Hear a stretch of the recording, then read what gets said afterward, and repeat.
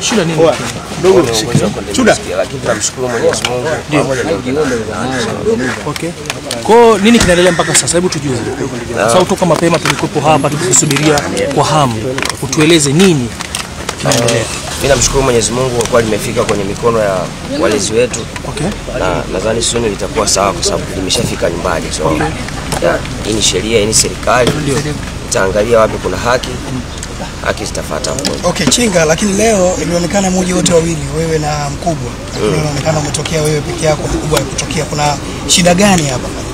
Sasa hiyo labda mkikutana nao wao viongozi mtawaulizia wao kwa nini. Asante sana.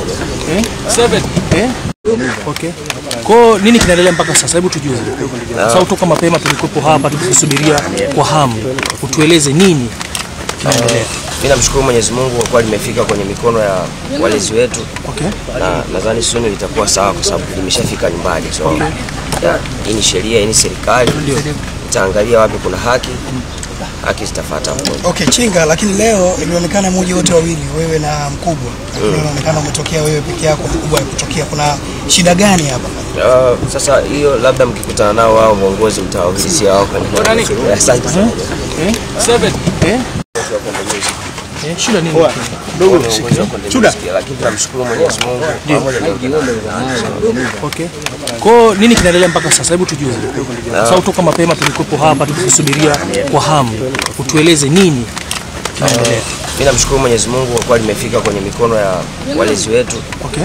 Na nadhani soon litakuwa sawa kwa sababu limeshafika nyumbani. So hii ni sheria, hii ni serikali. Itaangalia wapi kuna haki. Haki zitafuata hapo. Okay, Chinga, lakini leo ilionekana mmoja wote wawili, wewe na mkubwa. Inaonekana umetokea wewe peke yako, mkubwa kutokea. Kuna shida gani hapa? Sasa hiyo labda mkikutana nao wao viongozi mtawaulizia wao kwa nini. Asante sana.